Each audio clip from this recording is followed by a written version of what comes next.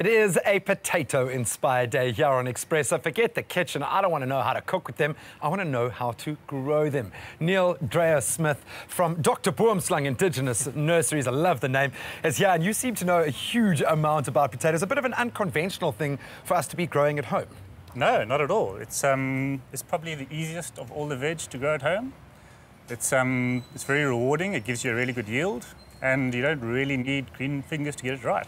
And when we're talking calorie intake, pound for pound, the potato, it punches way above its weight class. Yeah. Okay, so let's first get through our varietals of potato. What should we be looking for when we're wanting to plant our own potatoes? What's available to us here in South Africa?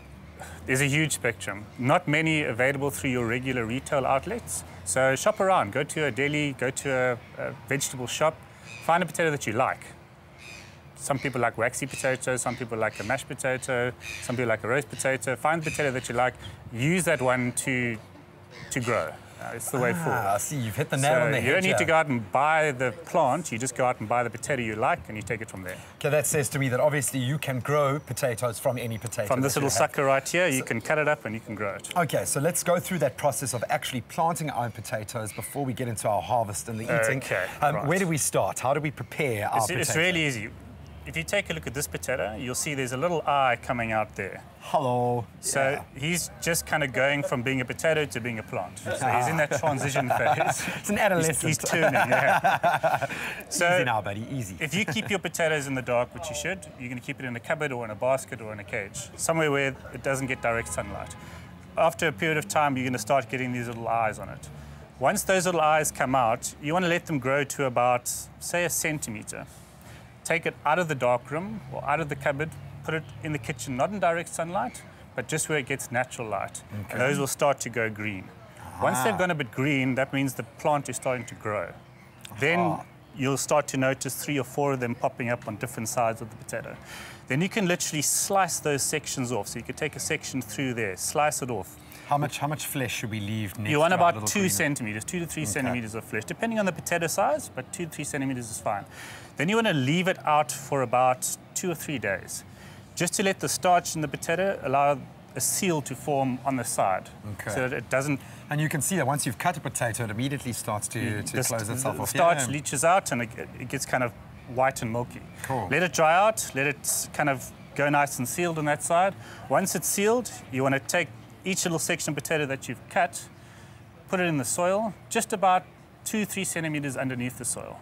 And within probably 4 days of regular watering, you'll see those little eyes turn into plant and green material starts coming out of the surface. Okay, great. So we've now got our harvest of potatoes planted, growing nicely. What sort of conditions do they need? What sort of soil preparation? Full sun. Sandy soil, full sun.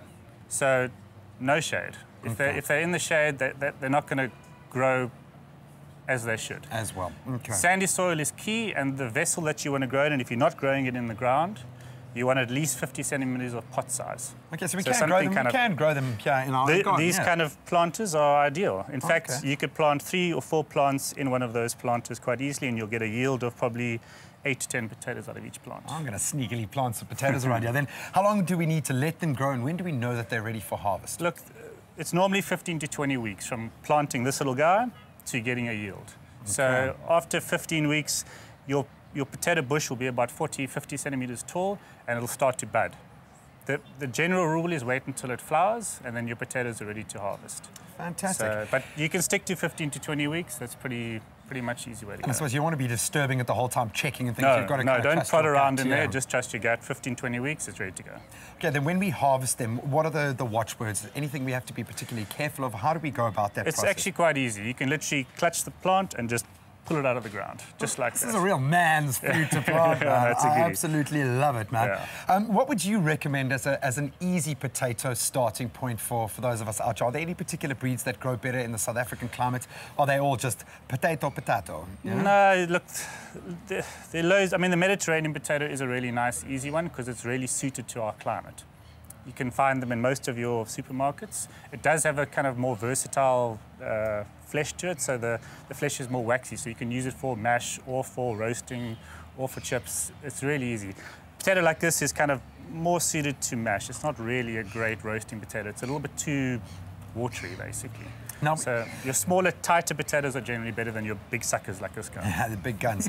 Now, you hear all sorts of stories about potatoes being grown in a bag and all sorts of very unconventional needs. Are there other ways that we can grow a potato, sort of more experimental? Yeah, there are loads of ways. Look, you can get a triple yield out of a potato if you grow it in bags. Wow, so you can look for, you need a heavy micron bag, so you need a bag that's pretty thick. It must have drainage in the bottom, so the water must be able to leave the bag. Thick plastic, something that's got a nice thick plastic. You can buy the bags. Yeah.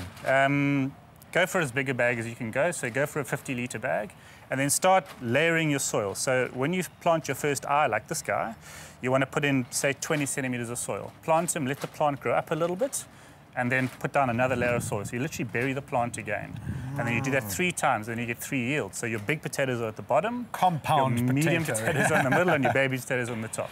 That's awesome. This says so much about sustainable growing as well. This is a great thing to introduce into communities that can't feed themselves. And you don't need space for it. You literally need a couple of square meters and off you go. You've got your potatoes for the year. Awesome. Neil, thank you so much. That is really eye-opening. But it's a fantastic plant. I'm glad that we're focused on the normally mundane potato today. Yeah, and it's good for your first-time grower to have a crack at it, because they're almost guaranteed to get it right. Oh, you know, other veggies can be attacked by pests and bugs and rust and all sorts of things. This guy, very tolerant. Awesome. And of course, you can make 1,000,001 things with the potato. We're going to continue exploring potato dishes after an ad break. Don't go too far.